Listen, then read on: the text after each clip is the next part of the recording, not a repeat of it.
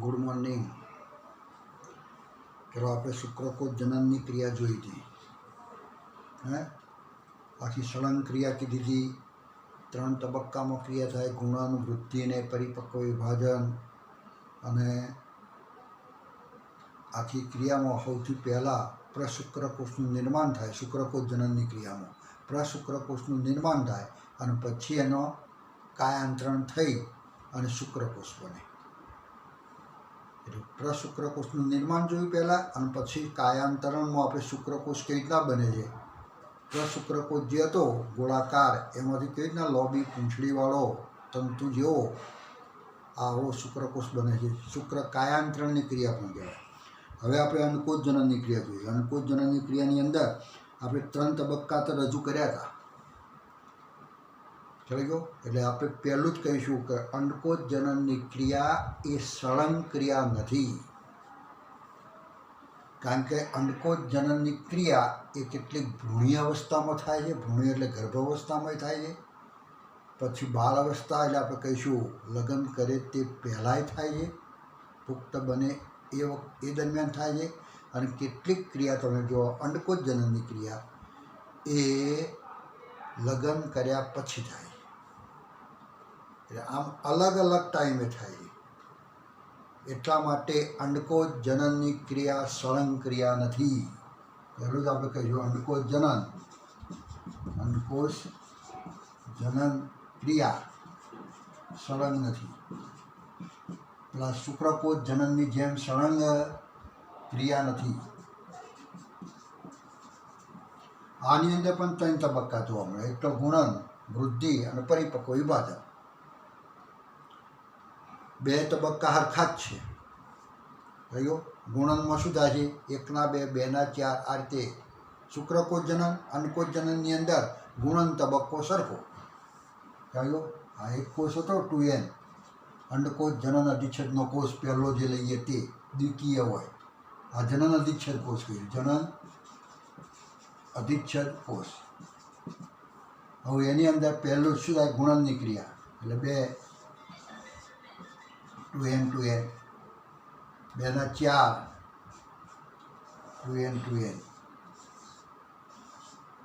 2n 2n 2n 2n. અને આ રીતે 4 ના 8 પણ બની શકે.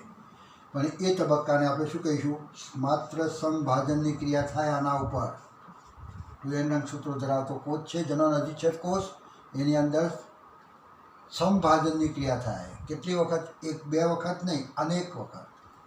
અને ઘણા બધા કોષો ઉત્પન્ન થાય. 2n રંગસૂત્રો ધરાવતા દ્વિકીય, જેને કહીશું આદિ અંડકોષો. શું કહેવાય? આદિ અંડકોષ. આ ગર્ભીય અવસ્થામાં બધું બન્યું. આદિ અંડકોષો બનાય ગર્ભીય અવસ્થામાં.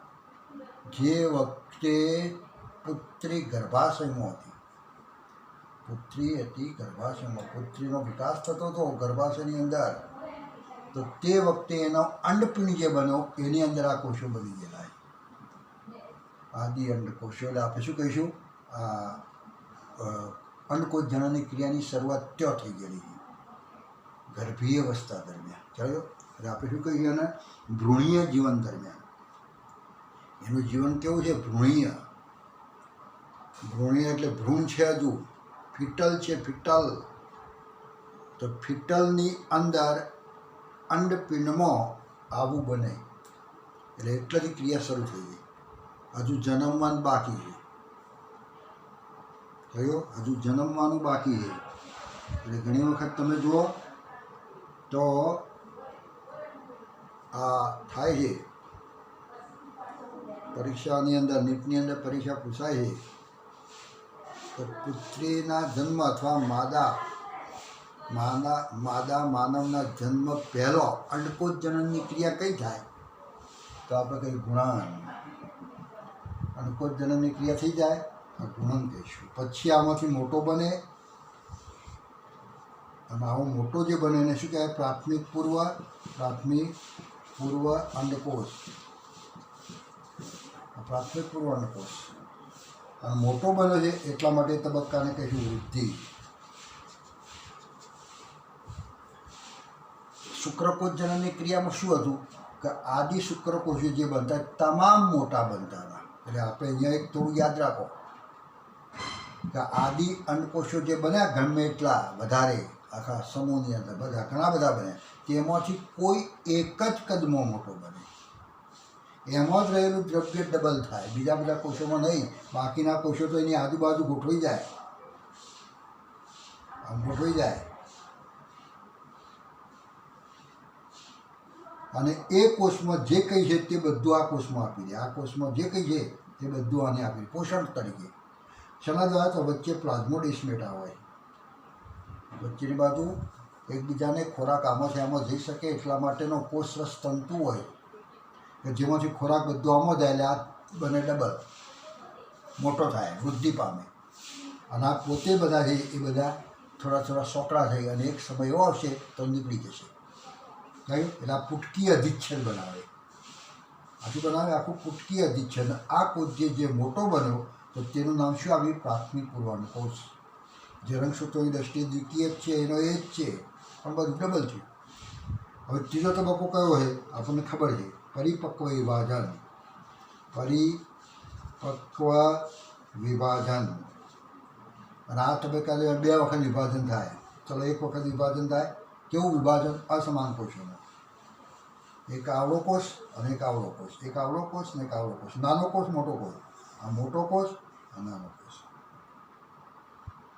કયો? નાનો આ બાજુ એટલે ખ્યાલ આવે. નાનો આ બાજુ અને મોટો આ બાજુ. અને મોટો જે બન્યો આ જે પહેલું વિભાજન થયું કયું? તો અર્ધસૂત્રી વિભાજન એક, અર્ધીકરણ એક. આ પહેલું વિભાજન. પહેલું વિભાજન હંમેશા રંગસૂત્રો અડધા થઈ જાય એટલે અહીંયા એન, અહીંયા એન. અને એન અંગસૂત્ર ધરાવતો જે કોષ તૈયાર છે મોટો, તો તેને કહેવાય દ્વિતીય પૂર્વ અંડકોષ. દ્વિતીય પૂર્વ અંડકોષ બન્યો. અને આ જે બન્યું તેને કહીશું પ્રથમ ધ્રુવકાય. પ્રથમ ધ્રુવકાય. આ પ્રથમ ધ્રુવકાય છે. પ્રાથમિક પૂર્વ અંડકોષના વિભાજનથી બે અસમાન કોષો કયા બને? તો નાનો કોષ બને પ્રથમ ધ્રુવકાય અને બીજો કોષ બને દ્વિતીય ધ્રુવકાય. જે બંને કોષો રંગસૂત્રની દ્રષ્ટિએ કેવા છે? તો એકકીય. કેવું વિભાજન થાય છે પ્રાથમિક પૂર્વ અંડકોષની અંદર? તો અસમાન કોષોમાં અને અર્ધીકરણ પ્રકારનું વિભાજન થાય, પણ એક મોટો અને એક નાનો. અને રંગસૂત્રોની બાબતમાં તો રંગસૂત્રોની બાબતમાં અડધા થાય છે. રંગસૂત્રો અડધા થવા, અસમાન વિભાજન થવું, એક મોટો કોષ બનવો, એક નાનો કોષ. જે મોટો બને એનું નામ છે દ્વિતીય પૂર્વ અંડકોષ. વળી પાછું બીજું વિભાજન થાય, જે મોટો બને ને એના ઉપર અને આના ઉપર. થયું? એટલે પ્રથમ ધ્રુવકાય જે હતું અને એમાંથી જે ધ્રુવકાય બનશે તો તે ધ્રુવકાયને આપણે શું કહીશું? પ્રથમ ધ્રુવકાય તો એનું વિભાજન થઈ અને આ દ્વિતીય ધ્રુવકાય. દ્વિતીય ધ્રુવકાય. અને તો આના અસમાન કોષોમાં વિભાજન થાય. કેવું અસમાન? એક નાનો કોષ, એક મોટો કોષ. એટલે એક નાનો કોષ અને આ એક મોટો કોષ. થયું? જ્યાં નાનો બન્યો એ શું કહીશું? એના સૂત્રો તો આને કહીશું દ્વિતીય ધ્રુવકાય. કેટલા છે દ્વિતીય ધ્રુવકાય? 3. જ્યાં કોષ બન્યો એને બહારની બાજુ પર આમ ગોઠવાયેલા હોય અને બહારની બાજુ ગોઠવાયેલા હોય અને એ પણ આગળ જતો હોય એ નીકળી જાય. પણ આ કહેવાય ધ્રુવકાય.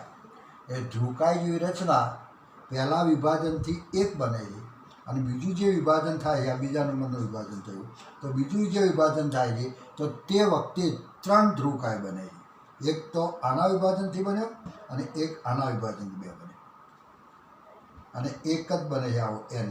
અને આ જે કહીશું એને કહીશું દ્વિતીય પૂર્વ અંડકોષ. પછી જે બને તેને કહીશું અંડકોષ. અને શું કહેવાય? અંડકોષ. હવે અંડકોષ બન્યો અને આ દ્વિતીય પૂર્વ અંડકોષ જે બન્યો ને તો એ અંડપીણમાંથી મુક્ત થાય. બહાર કયો મુક્ત થાય? તો બહાર મુક્ત જે થાય એ આખો આ ગર્ભાશય. આ યાદ રાખજો જરા. આ ગર્ભાશય, આ અંડપીણ અને અંડપીણમાંથી જે અંડકોષ બહાર આવ્યો તે કયો આવ્યો? તો દ્વિતીય પૂર્વાનુકોષ આવે છે. દ્વિતીય પૂર્વાનુકોષ અંડપીંડમાંથી મુક્ત થતો અંડકોષ કયો? તો આ દ્વિતીય પૂર્વાનુકોષ છે કે જે એન સૂત્રો ધરાવે અને એ આમાં આવે અને આમાં આવે ત્યારે ગર્ભાશયમાં આગળ જાય ને આમ હા તો એ આવે તો તે વખતે આમાં આવે તે વખતે અહીંયા શુક્રકોષ એને મળે ફલન પામે. એટલે આમાં જ્યારે શુક્રકોષ દાખલ થાય આમાં શુક્રકોષ દાખલ થાય ફલનની ક્રિયા થઈ જાય પછી આ થાય અંડકોષ પછી બને. અંડકોષ પછી બન્યો દાખલ થયા એટલે શુક્રકોષનું અંદર દાખલ થવું. હજુ અંડકોષના કોષ કેન્દ્ર સાથે ભરવું નહીં. અંડકોષ હોય ને આ માદા પ્રકોષ કેન્દ્ર એનું કોષ કેન્દ્ર અને શુક્રકોષ આમ બહાર હતો તો એ બહાર હતો શુક્રકોષ અંદર ગયો તો આ અંદર ગયો એટલે આ અંડકોષ શું થઈ જાય તો એ પરિપક્વ અંડકોષ બની જાય અને પછી આને મળે અને એનું એક કોષ કેન્દ્ર થઈ જાય ત્યારે આપણે એને કહીશું ફલિતાંડ. એટલે અંડકોષ બને પુખ્ત અંડકોષ ક્યારે બને તો લગ્ન થયા પછી. શુક્રકોષ ક્યારે દાખલ થાય? અંડકોષમાં શુક્રકોષ ક્યારે દાખલ થાય? માનવમાં તો એને લગ્ન થયેલો એને પ્રજનન કરવા માટે આ એક માન્યતા છે લગ્ન કરવાની. લગ્ન કરો એટલે એના દ્વારા આ જે પ્રજનનની ક્રિયા થઈને જે પુત્ર કે પુત્રી ઉત્પન્ન થાય તો એ શુક્રકોષો એ વખતે આપે ત્યારે આ દ્વિતીય પૂર્વાનુકોષ પુખ્ત અંડકોષમાં ફેરવાય. જો 3 તબક્કાની અંદર આખી અંડકોષ જનનની ક્રિયા થાય છે. આટલાથી આટલા સુધી કયો થઈ તો ગર્ભીય આપણે કહીશું અથવા કહીશું ભ્રૂણીય જીવનમાં. એનું ભ્રૂણમાં જીવન હતું ફિટલ સ્વરૂપે હતું ને એટલે ભ્રૂણીય જીવન. ભ્રૂણીય જીવનમાં એટલે ગુણન તબક્કો માત્ર સંભાજનની જ ક્રિયા થાય અને અનેક કોષો બને તો તે ક્રિયા ક્યારે થાય તો આપણે કહીએ ભ્રૂણીય જીવન દરમિયાન અને આદિ અંડકોષો બને. પછી મોટો બનવો હોય તો ખ્યાલ છે તો પ્રાથમિક પૂર્વાનુકોષ. એ પછી એ કઈ અવસ્થાએ થાય છે ખબર હોય એ આપણે કહીશું બધું. પ્રથમ અર્ધીકરણ અંડપાત પહેલાં પૂર્ણ થાય એટલે આ કંઈ જન્મ અને બાલ્યાવસ્થામાં અને યુવાવસ્થામાં આટલા સુધી ક્રિયા તમે જુઓ તો બાલ્યાવસ્થા અને યુવાવસ્થામાં પ્રાથમિક પૂર્વાનુકોષ બને ને તો તે ક્રિયા એ એટલે થઈ જતી જોવા મળે. ચાલો પછી દ્વિતીય પૂર્વાનુકોષ અને પ્રથમ ધ્રુવકાય આ જે બને ને તો એ પુખ્ત માટેનું જીવન પુખ્ત બને છે. પુખ્તનું પ્રજનન માટેનું જીવન પુખ્ત બનવું અને લગ્ન કરેલા પ્રજનન કરવું એટલે લગ્ન કરેલા તો તે જીવનનું તો આ બનતું હોય. તો આમ 3 અલગ અલગ તબક્કા. અંડકોષ જનનની ક્રિયા કેટલા તબક્કામાં થાય તો 3 તબક્કા. ગુણન, વૃદ્ધિ અને પરિપક્વ વિભાજન. એમાં ગુણન કયા સમયે તો ભ્રૂણીય જીવન દરમિયાન. પછી વૃદ્ધિને પ્રાથમિક પૂર્વાનુકોષના આ જે બનવાનું જે બન્યું થયું અને દ્વિતીય પૂર્વાનુકોષના બધું જે બનવાનું જે થયું તો તે ક્યારે તો એ આપણે કહીશું એની પુખ્તાવસ્થામાં. આ ભ્રૂણીય અવસ્થા, આ પુખ્તાવસ્થા અને આ કેવું જીવન તો લગ્ન કર્યા પછીના. લગ્ન કરી લો પછી આ બને અંડકોષ. લગ્ન પહેલાં દ્વિતીય પૂર્વ અંડકોષો બને અને સતત ઋતુસ્રાવ થયા કરતો હોય. સતત એટલે દર મહિને ઋતુસ્રાવ થઈ જાય. પુખ્ત વર્યો નથી, આ પુખ્ત બની ગયા પણ લગ્ન નથી કર્યા. એટલે દર મહિને અહીંયાથી આ અંડકોષ નીકળવાનો ખરો, અહીંયાથી આમ થઈ મહન પામવાનો ખરો, પણ એને કોઈ દિવસ શુક્રકોષ મળવાના નથી. કારણ કે શું નથી? લગ્ન નથી કરે એટલે શુક્રકોષ મળવાનું નથી. એટલે જ્યાં સુધી શુક્રકોષ ન મળે, ગર્ભ ન થાય, ફલન ના થાય તો અંદર તૈયારી જે કરી હતી એ બધી તૂટી નીચી પડે એટલે ઋતુસ્રાવ રહેવાનો થયો. એટલે આવું ઋતુસ્રાવ જ્યાં સુધી લગ્ન ન કરે ત્યાં સુધી ઋતુસ્રાવની ક્રિયા ચાલુ રહેવાની અથવા દ્વિતીય પૂર્વાનુકોષોનો બગાડ થવાનો, દ્વિતીય પૂર્વાનુકોષોનો નિકાલ થઈ જવાનો. ઋતુસ્રાવ સાથે એ પણ અંડકોષ પણ નીકળી જાય. ચાલી ગયો એટલે એ થાય અને પછી શુક્રકોષ દાખલ થઈ જાય. લગ્ન કર્યા પછી શુક્રકોષ દાખલ થાય તો તે વખતે પુખ્ત અંડકોષ બને. એટલે આવા 3 તબક્કામાં આખી ક્રિયા થતી જોવા મળે. તો એ ક્રિયા આપણે આખી જોવાની છે. કહ્યું. અને અંડકોષ કેવો હોય તો અંડકોષની રચના પણ આપણે જોવાની છે. તો જરા ઝડપથી તો શુક્રકોષ જનનની ક્રિયા, જનન માતૃકોષો, શુક્રકોષ જનન અધિચ્છદ જે લખ્યો ને તો એ બધા જ માતૃકોષો છે. આ બધા માતૃકોષો જે આદિ પૂર્વ અંડકોષો કહેવાય છે. આદિ પૂર્વ અંડકોષો, આદિ અંડકોષો એમ નિર્માણ પામે. જન્મ બાદ વધારાના આદિ પૂર્વ અંડકોષો જન્મ્યા પછી, જન્મે વખતે કેટલાય ઉત્પન્ન થયેલા હોય, પછી જન્મ્યા બાદ વધારાના કેટલાય નિર્માણ પામતા બીજા પૂર્વ અંડકોષો નિર્માણ પામતા નથી અને ઉમેરાતા પણ નથી. પણ જે થઈ ગયા એ થઈ ગયા, પછી બીજા કોઈ આવતા નથી.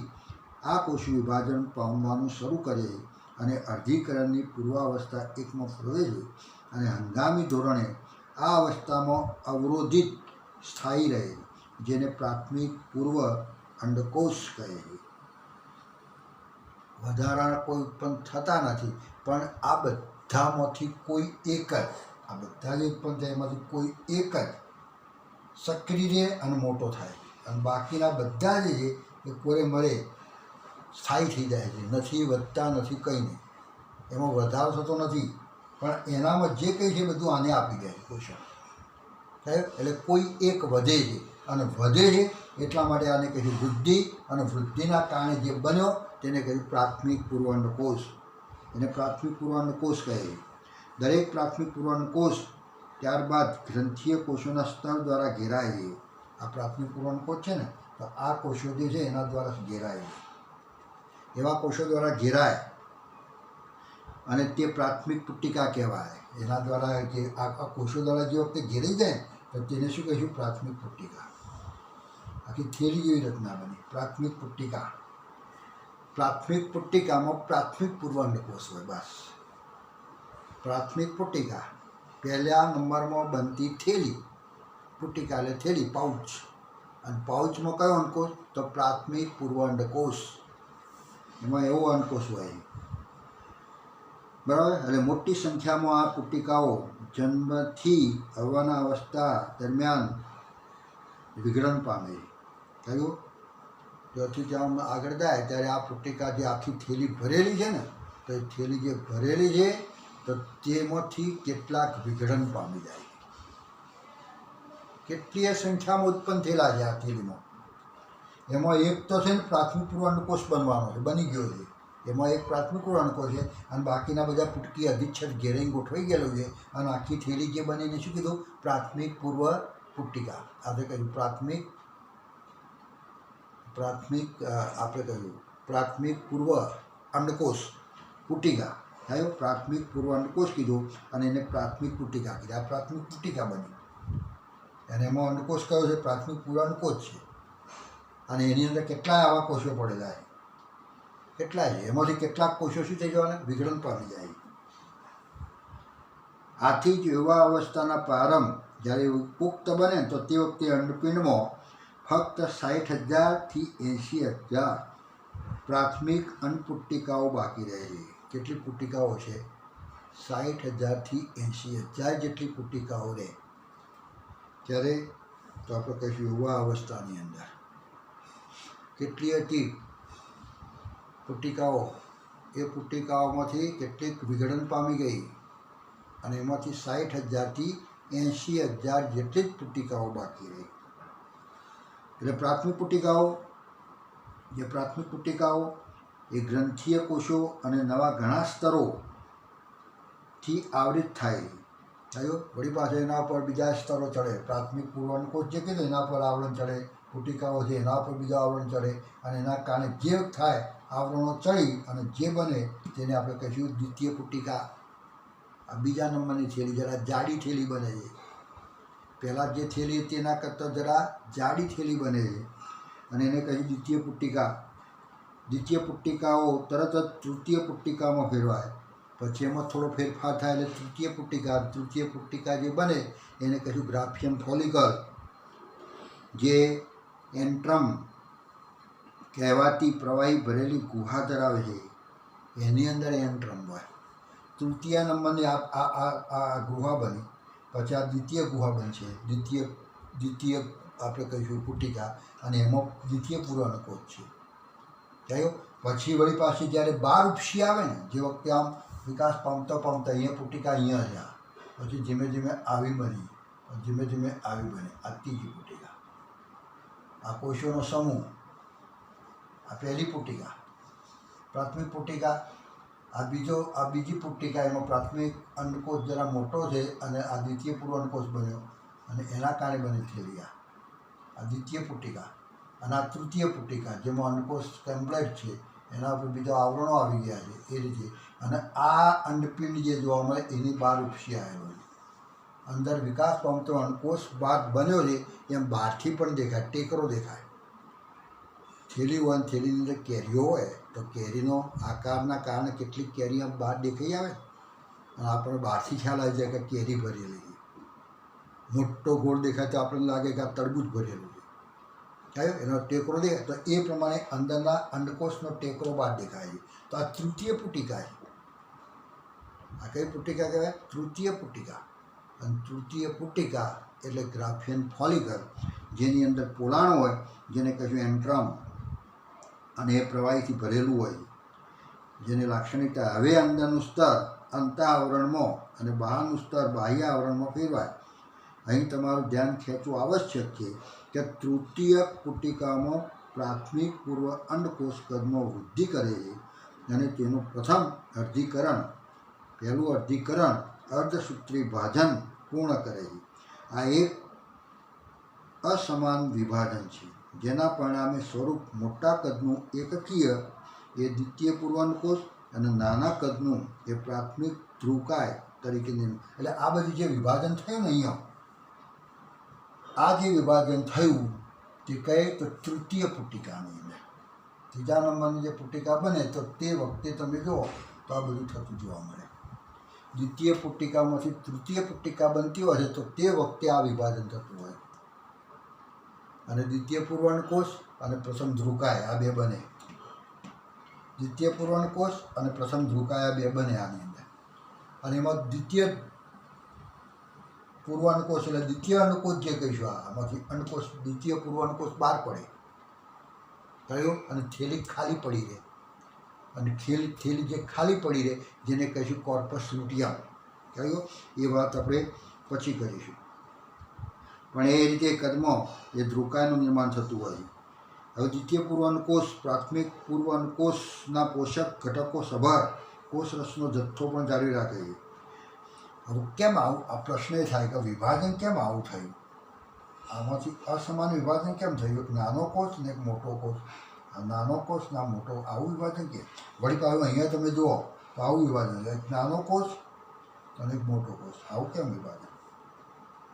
જો બરાબર વચ્ચેથી વિભાજન થતો તો આમાં રહેલી જરદી, આમાં રહેલી જરદી, આમાં રહેલો કોષરસ, આમાં રહેલો કોષરસ, અને કોષરસમાં રહેલું જરદી એ પણ અડધી થઈ જાય. અને આના બે ભાગ થાય તો એમાં પાછી ચોથા ભાગની થઈ જાય. અને ચોથા ભાગની જરદી એ ગર્ભ વિકાસ માટે પૂરતી નથી. એનો પૂરતા પ્રમાણમાં પોષક દ્રવ્યો હોવા જોઈએ. એટલા માટે અકબંધ એક અંડકોષમાં જ રહે. એટલા માટે એવું વિભાજન થાય કે જેના કારણે અંડકોષ એક જે બન્યો તો એમાં જ પડી જાય મોટાભાગની જરદી, કે જે વિકાસ માટે ઉપયોગમાં આવી શકે. અને વેડફાય કેટલી વેડફાય? 3 ભાગની વેડફાય પણ કેટલી જાય? કોષો નાના નાના છે એટલે થોડી થોડી જવાની, કદાચ વેડફાઈ જવાની. પણ મોટાભાગની આમાં નામો રહે. અને આમાં નામો રહે એટલે એનો ઉપયોગમાં લેવો તો લઈ શકાય. એ પણ યાદ રાખજો કે આદિ અંડકોષ જે છે ને, તમામ આદિ અંડકોષમાંથી તમામ આદિ અંડકોષો જે કહીશું એના સમૂહમાંથી કોઈ એક જ અંડકોષ બને. આ તમામમાંથી કોઈ એક જ બને. જ્યાં શુક્રકોષ જનનમાં શું હતું કે દરેક આદિ અંડકોષમાંથી દરેક એક બધામાંથી 4 શુક્રકોષો બનતા હતા. એટલે આમ જે ઉત્પન્ન થાય છે એમાં શુક્રકોષો વધુ પ્રમાણમાં ઉત્પન્ન થાય છે, કારણ કે ચલિત છે, અંડકોષને મળવાન છે. એટલે એમાં શુક્રકોષને વેડફાવાની શક્યતા વધુ છે, તો એને પહોંચી વળવા માટે અગાઉથી જ વધુ ઉત્પન્ન કરવામાં આવે છે. એટલે એક આદિ અંડકોષમાં, એક આદિ શુક્રકોષમાંથી 4 શુક્રકોષો બને અને બધાય પાછા 4 બનાવે. જ્યારે અહીંયા અંડકોષમાં જોઈએ, તમામ આદિ અંડકોષમાંથી કોઈ એક જ, આ બધામાંથી કોઈ એક જ મોટો બને, મોટો. એમાં 4 નથી બનતા. આ 3 તો શું બની ગયા? ધ્રુવકાય, નાશ પામી જાય અને એક જ મોટા પુખ્ત અંડકોષ તરીકે આવે. તમામ આદિ અંડકોષમાંથી કોઈ એક જ બને છે. આદિ અંડકોષમાંથી કોઈ એક જ અંડકોષ બને છે. જ્યારે આદિ શુક્રકોષમાંથી 4 શુક્રકોષો બને, 4 શુક્રકોષો, આમાંથી એક જ બને. ચલો ગયો, એક જ બનતું જોવા મળે છે. એ રીતે અહીંયા તમે જુઓ તો અંડકોષ જનનની ક્રિયા આ પ્રમાણે આપણે બતાવવાની છે. અર્ધસૂત્રીય વિભાજન, ગ્રાફિયમ ફોલિકલ, આપણે જે તૃતીય પુટિકા જે કહેવાય ને, એ ગ્રાફિયમ પુટિકા કહેવાય. એ ગ્રાફિયમ પુટિકા બની દ્વિતીય પૂર્વાંડકોષની ફરતે નવા રચનાઓ થતી. હવે દ્વિતીય પૂર્વાંડકોષ જે છે એના પર વળી પાછી નવી રચનાઓ હોય. એક તો આવે ઝોના પેલ્યુસિડા, કોરેમરે જે પડ આવે એ ઝોના પેલ્યુસિડા કહે છે. અને હવે ગ્રાફિયન પુટિકાના તૂટવાથી અંદરની બાજુએ ઝોના પેલ્યુસિડા અંદર આવી જ ગયેલું હોય તૃતીય પુટિકાની અંદર, અને એના તૂટવાથી અંડપીંડમાંથી દ્વિતીય પૂર્વાંડકોષ મુક્ત થાય. દ્વિતીય પૂર્વાંડકોષ એમાંથી બહાર મુક્ત થાય. બરાબર, આકૃતિમાં જરા જોજો. અને બહાર મુક્ત થાય એ લગભગ કેટલો? તો 13 દિવસ સુધી અંડપીંડમાં. આપણે કહીએ તૃતીય પુટિકા, કહીશું ગ્રાફિયમ પુટિકા, ત્યાં ગ્રાફિયમ પુટિકા વિકાસ પામે ત્યાં સુધી અંડકોષ અંદર જ છે. ગ્રાફિયમ ફોલિકલ બને ત્યાં સુધી અંદર જ. અને જ્યારે 14મો દિવસ આવે, 14મો દાડો આવે, તો તે વખતે એ બહાર પડે છે, દ્વિતીય પૂર્વાંડકોષ બહાર. જેના ઉપર આ પેલ્યુસિડા ને બધું ઝોના પેલ્યુસિડા હોય શુક્રવત. અને એ રીતે આપણે કહીએ શુક્રકોષ જનન અને અંડકોષ જનનની રેખાંકિત રજૂઆત નીચે આપેલી છે. બધા 2 આકૃતિઓ અહીંયા આપેલી જ છે, એ જોજો. હવે તમે અંડકોષ જે છે ને, તો અંડકોષની રચના તમે જુઓ તો આખો અંડકોષ, એમાં કોરેમરે જે આપણે કહીશું અંદરનું પડ, સૌથી બહારની બાજુએ તમે જો તો પહેલાં કોષોવાળું પડ આવે છે, કોરોના રેડિયેટાના કોષો, કોરોના રેડિયેટાના કોષો. પછી જે પડ આવે છે તો તેને કંઈ ઝોના પેલ્યુસિડા. પછી જે પડ આવે છે તેને કહીશું પેરીવેટેલાઇન અવકાશ, પેરીવેટેલાઇન અવકાશ. એટલે તો પરિઅંડપીડીય અવકાશ થાય. એટલે અંડકોષના કોરેમરે ગુલાબી રંગનું ફળ, અને બહારની બાજુ ઝોના પેલ્યુસિડા, એની બહારની બાજુ ઉપર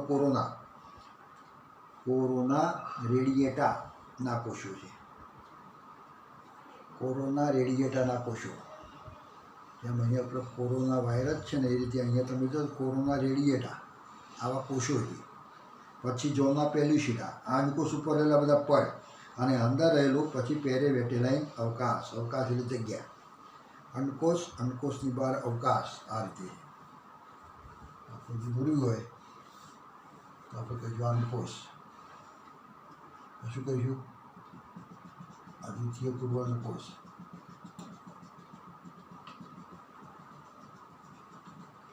આટલો અવકાશ.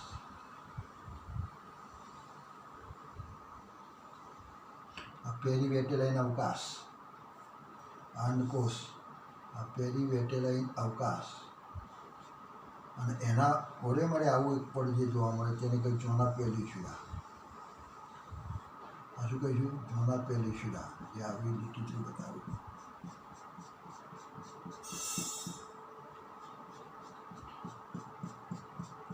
ઝોના પેલ્યુસિડા એટલે ઝાડુ પર છે, અંદરનું રક્ષણ કરવા માટે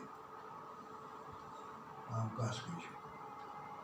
હવે આજુબાજુ જે કહીશું આવા કોષો હોય, આ કોષો એટલે કયા કોષો કહીશું? તો કોરોના રેડિયેટાના કોષો કહીશું. જે વચ્ચે વચ્ચે ગેપ ધરાવતા ને એવા બધા હોય છે, આડા અવળા અને લગભગ ગોળાકાર સ્વરૂપે જોવા મળે છે. કોના જેવા? કોરોના જેવા છે. કોરોના વાયરસ છે ને એના જેવા કોષો, એટલે એ કોરોના રેડિયેટા કોષો કહીશું. આવા એ જે કોષો આપણે કહીએ કોરોના રેડિયેટા, અને એમ કંઈ નાખવાનો કોષ આવેલો છે આ કોરોના રેડિયેટા. ચાલો આખી અંડકોષની રચના જે આટલી આપવી પડે, ગોળ રચના આ રીતે આપવી પડે, ત્યારે આપણે કંઈ અંડકોષ પૂરો જોઈએ. આવો અંડકોષ છે. સ્ત્રીના અંડપીંડમાંથી આવો અંડકોષ બહાર આવે. શું આવે? કોરેમાંથી કયા કોષો? તો જો આ કહીશું કોરોના રેડિયેટાના કોષો. તો પછી ઝોના પેલ્યુસિડા. આ શું કહીશું? ઝોના પેલ્યુસિડા. આ રહ્યા તે ઝોના પેલ્યુસિડા. ઝોના પેલ્યુસિડા. પછી પેરીવેટેરાઇન અવકાશ. અવકાશ છે, જગ્યા છે.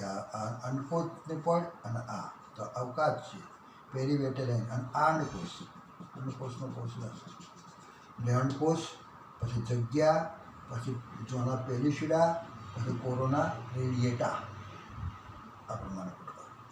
તો આખી અંડકોષની રચના આપણે આ પ્રમાણે આપવાની. બરાબર.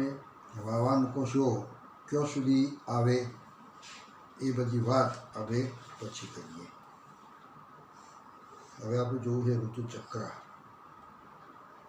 ઋતુચક્ર એટલે માસિક. રજોદર્શન, જેને કહીશું મિસ્ટ્રુઅલ સાયકલ. મિસ્ટ્રુઅલ સાયકલ, મિસ્ટ્રુઅલ સાયકલ એટલે માસિક ધર્મ. આપણે કહીએ માસિક ચક્ર, ઋતુસ્રાવ, રજોદર્શન. તો એ આપણે જરા જોવાનું છે સ્ત્રીઓની અંદર. ક્યારે રજોદર્શન આવે, ક્યાં સુધી આવે, અને ક્યારે રજોદર્શન બંધ, હા, જેને કહે મોનોપોઝ સ્થિતિ. તો એ આપણે એવું જોઈએ.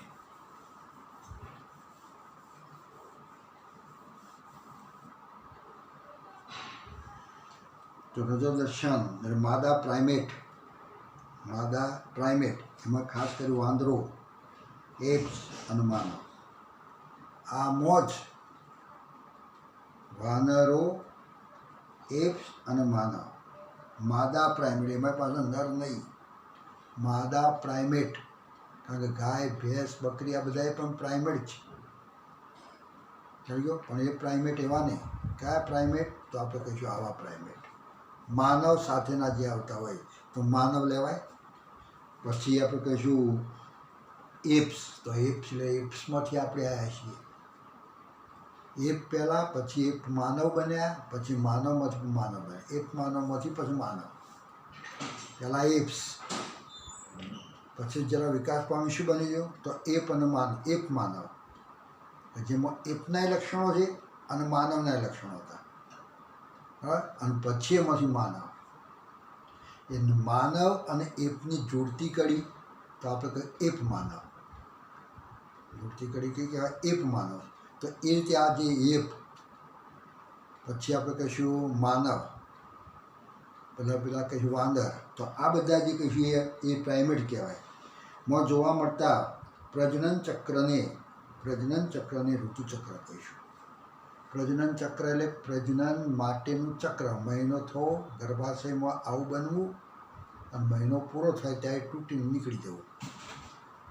1 મહિનામાં 28 દિવસની અંદર એક ચક્રમાં ક્રિયા થઈ. વળી પાછું ફરી બીજા 28 દિવસે બીજું ચક્ર.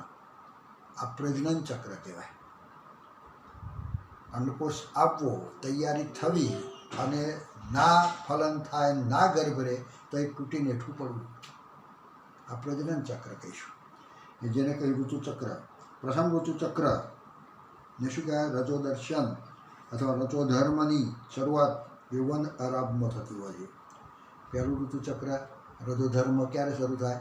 તો આપણે કહીશું યુવાન અવસ્થા શરૂ થાય, પહેલો ઋતુધર્મ આવે, જેને રજોદર્શન કહે છે. ઋતુસ્રાવ અથવા રજોધર્મ જે શરૂઆત યૌવન આરંભમાં થાય છે, જેને રજોદર્શન કહેવાય છે. રજોદર્શન એટલે એ સ્ત્રી સંપૂર્ણ સ્ત્રી છે તેનું દર્શન થાય. એ સ્ત્રી પ્રજનનની ક્રિયા થાય તો એના દ્વારા સંતતિ પેદા થશે. આ સ્ત્રી ફળદ્રુપ સ્ત્રી છે એમ થાય. બાકી કેટલી સ્ત્રીઓ ઘણી હોય છે કે મોટી થાય, યુવાન થાય, રજોદર્શન ના થાય, રજોધર્મ ના હોય થયું. અને નથી હોતું એટલા માટે એ પોતે પ્રજનન દ્વારા તમે જો તો બાળક ઉત્પન્ન કરી શકતા નથી. અધૂરી સ્ત્રી છે. એ માદા પ્રાણી ખરું પણ એ અધૂરું માદા છે થયું. એટલે આવું આ કહીશું કે માનવની માદામાં સ્ત્રીમાં ઋતુસ્રાવ સરેરાશ 28-29 દાડે થાય છે. ઋતુસ્રાવ ક્યારે હોય? 28-29 દાડે. દર 28-29 દિવસે ઋતુસ્રાવ આવે. આ નિયમિતતા છે, તંદુરસ્તી છે. એવા દિવસોની અંદર આંતરાલે પુનરાવર્તિત થાય. પ્રથમ ઋતુસ્રાવથી બીજા ઋતુસ્રાવ વચ્ચેની ચક્રીય ઘટનાને ઋતુચક્ર કહેવાય. પહેલો ઋતુસ્રાવ થાય અને બીજો થાય. બેના વચ્ચે શું ગર્ભાશયમાં ફેરફાર થયા એને આપણે કહીશું ગર્ભીય ફેરફાર અથવા ઋતુચક્ર. દરેક ઋતુચક્રની મધ્યમાં એક અંડકોષ 28 દાડાનું. કેટલા દિવસનું હોય છે ઋતુચક્ર? તો 28 દિવસે ઋતુસ્રાવ થાય. પ્રજનન ચક્ર ઋતુચક્ર કેટલું? તો 28 દિવસનું. 28નો અડધો દાડો એટલે 14 દાડે. તો 14 દાડે અંડકોષ પડે છે. 14મા દિવસે અંડકોષ પડે છે, અંડપાત થાય છે, મુક્ત થાય. અને ઋતુચક્રની મુખ્ય ઘટનાઓ એ રીતે બનતી જોવા મળે છે. કેટલાય ફેરફારો થતા જોવા મળે છે. જે વખતે અંડકોષ પડે છે તો તે વખતે અંડકોષ તૈયાર થયો છે તો એને અંડકોષને સ્થાપન માટે ગર્ભાશયમાં દિવાલ પણ તૈયાર થતી હોય. દિવાલને તૈયાર કરવી હોય તો તે વખતે એવા અંતઃસ્ત્રાવ પણ મુક્ત થાય છે. એવી વખતે દિવાલ જરા જાડીએ બનતી જાય છે. એવા અંતઃસ્ત્રાવ ઉત્પન્ન થયા, દિવાલ જાડીએ બનતી ગઈ. અને આ બધું હોય અંતઃસ્ત્રાવના કારણે જરા ફેરફારો જોવા. અને જે કંઈ મહિના દરમિયાન ફેરફારો થાય તો તેને કહેવાય ઋતુચક્ર, પ્રજનન ચક્ર. અને 28 દિવસે તમે જો એક ચક્ર જોવા મળે. એક ચક્રીય ફેરફાર થાય ગર્ભાશયની અંદર ચક્રીય. અને કયા ગર્ભાશયની દિવાલમાં? તો ગર્ભાશયની અંદરના પડમાં એન્ડોમેટ્રિયમમાં જ જરા ફેરફારો થાય છે. એ એન્ડોમેટ્રિયમ એટલે અંદરનું પડ છે ને જરા બને, જાડું થાય. અને ફલન ના થાય તો એ બધું તૂટી નીચે પડે. એક ઋતુચક્ર કહેવાય. વળી પાછી પેલી બાજુ અંડકોષ તૈયાર થતો છે અને ગર્ભાશયની અંદર તમે દિવાલ તૈયાર થતી છે. અંડકોષ પછી આવશે અને આમ આવી અને જો ફલન પામેલો આવ્યો છે તો ફિટ થશે. અને ફલન પામ્યા વગરનો આવ્યો છે તો એ બધું તૈયારી કરેલી તૂટી જશે.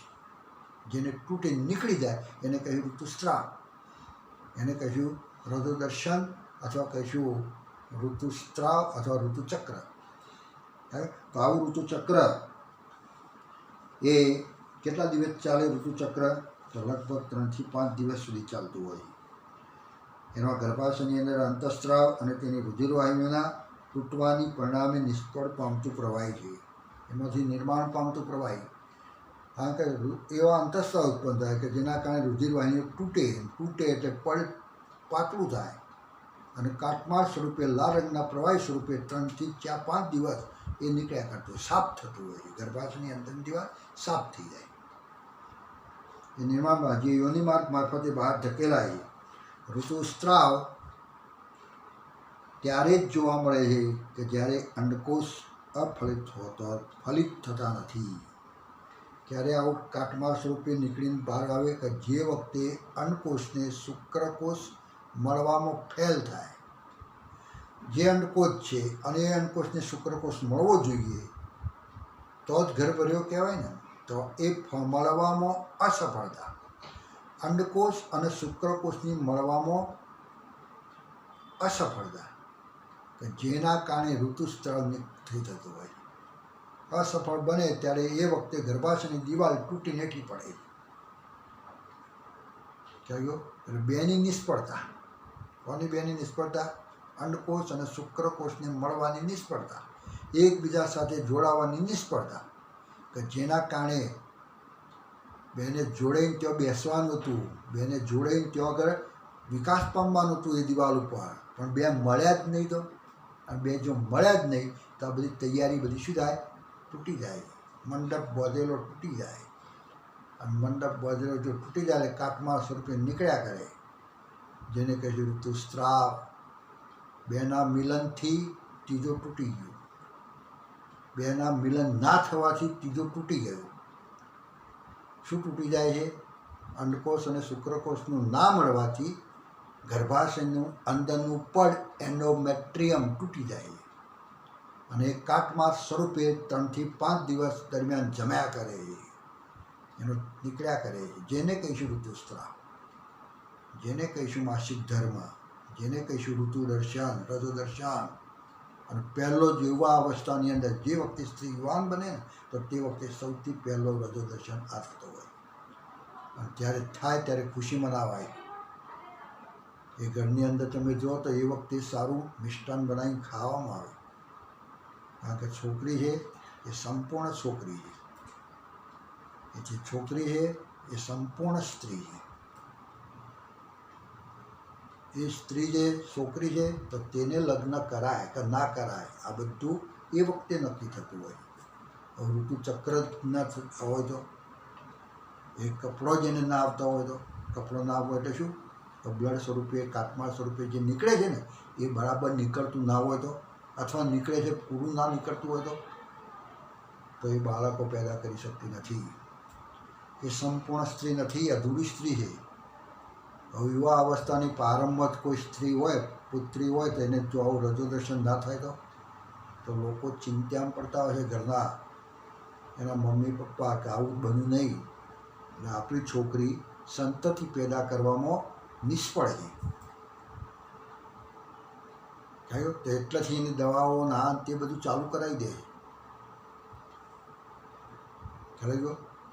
એટલે અહીંયા આ ઋતુચક્ર એટલે એક સારામાં સારી બાબત છે, સંપૂર્ણ સ્ત્રી હોવાની નિશાની છે. એ સ્ત્રી ફળદ્રુપ છે તે હોવાની નિશાની છે. એ ખરાબી નથી કે દર મહિને આ આવે છે અને દર મહિને 5 દિવસ બગાડે છે, અને 5 દિવસ જ્યાં સુધી આ બગાડે છે ત્યાં સુધી એને રસોડાથી અલિપ્ત રાખવામાં આવે છે, કારણ કે જેને અડકે છે એ બધું લાલ થઈ જાય છે. એ ખોરાકને અડકે તો ખોરાક બગડી જાય છે, એ ખોરાકને અડકે તો ખોરાક ફાટી જાય છે, કારણ કે એ વખતના અંતઃસ્ત્રાવોની માત્રા કંઈક જુદી છે કે જેના કારણથી, એના સ્પર્શથી એ વસ્તુ બગડી જાય. પાપડ તો પાપડ લાલ થઈ જાય, અથાણું તો અથાણું બગડી જાય, કારણ કે અંતઃસ્ત્રાવની અસર છે. એટલા માટે 5 દિવસ હારામાંનું છે ને ઋતુસ્રાવ આવે તો સારું કહેવાય, પણ વસ્તુ બગડી જાય છે, એની અસરથી એને આ થતું હોય છે. અને આપણે ધર્મોમાં પણ ગાવું હોય તો તે વખતે અગરબત્તી દીવા કરવાનું નહીં, દૂરથી મનથી ભગવાનને ભજી લેવાના, પણ એમને અડવાનું નહીં. આ એક અગત્યનું પણ બહુ જબરજસ્ત ક્રિયા. ના થાય તો ચિંત્યા. આમ છે ખરાબ, આપણે ખરાબ કરીને એને અલગ રાખીએ છીએ, ખાવા દૂર આપી દઈએ, એને રોંધવાની રસોઈ પણ કરવા ના દઈએ, થાળી પણ અલગ આપી દઈએ પીરસી. હારામાંની વસ્તુ છે ખોટી છે. આ ઋતુસ્રાવ થાય છે સારું, છતાં પણ દૂર. કેમ? કારણ કે બધી વસ્તુઓ ઉપર એ ખોરાક ઉપર અસર થતી હોય છે એના અંતઃસ્રાવની જે તે સમયે. એટલે અહીંયા આપણે આ ઋતુસ્રાવ આ રીતની વાત છે તો એ જરા આપણે જાણવાનું. હવે એની અંદર ચોપડીમાં જરા જોજો કે 50મું પેજ છે ને, એમાં કયા કયા અંતઃસ્રાવની અસરથી શું થાય છે. એક તો અંતઃસ્રાવની અસર, પછી અંડકોષમાં અંડપિંડમાં શું અસર, પછી આપણે કહીશું અંડપિંડીય અંતઃસ્ત્રાવ, એટલે આપણે કહીએ ઇસ્ટ્રોજન પ્રોજેસ્ટ્રોનમાં શું અસર, વધઘટ. અને દિવાલ, ગર્ભાશયની ઘટનાઓ જે બને છે, દિવાલ જાડી પાતળી, તો દિવાલ જાડી પાતળી બને છે એ પણ તમે જોઈએ. એ આખો ચાર્ટ ઋતુચક્ર દરમિયાનની વિવિધ ઘટનાઓ દર્શાવતી રેખાકૃતિ આપેલી છે.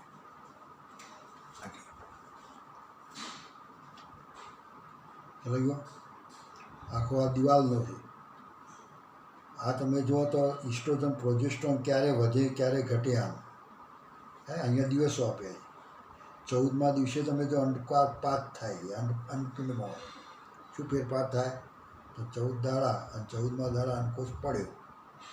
અંડકોષ પડ્યા પછી અંડપિંડની અંદર તમે જુઓ તો હવે ગોળાકાર રચના, અંડકોષ નથી, આ કોર્પસ લ્યુટિયમ કહેવાય કે આમાંથી અંડકોષ નીકળી ગયો છે. અને ધીમે ધીમે ફલનની ક્રિયા ન થાય તો એ વિઘટન પામી જાય, તૂટી જાય. એમાં FS અને LH બે અંતઃસ્ત્રાવ આપણે વાત કરી છે ને. GTHના ગોનેડોટ્રોફિક હોર્મોન્સ, શુક્રકોષ જનનની ક્રિયા, અંડકોષ જનનની ક્રિયામાં જોયું હતું ને, FSH LH તે વખત શું અસર કરે છે, તો તેની માત્રા ક્યારે વધવી અને ક્યારે ઘટવી, કયા દિવસે આ વધે, તો 13મો 14મો દાડો જે કીધો ને આપણે, તો એ દાડા દરમિયાન તમે જો બંને અંતઃસ્ત્રાવ વધે છે અને આ રીતે સતત જોવા મળે. તો આખી આકૃતિ જરા સમજવા પ્રયત્ન કરજો અને એટલા સુધી રાખીએ છીએ આપણે. હવે પછી આપણે આવા અંડકોષ ક્યાં સુધી નીકળ્યા કરે છે, તો અંડકોષો તમે જુઓ તો લગભગ 45 વર્ષ સુધી 50 વર્ષ સુધી દરેક મહિને અંડકોષ નીકળે.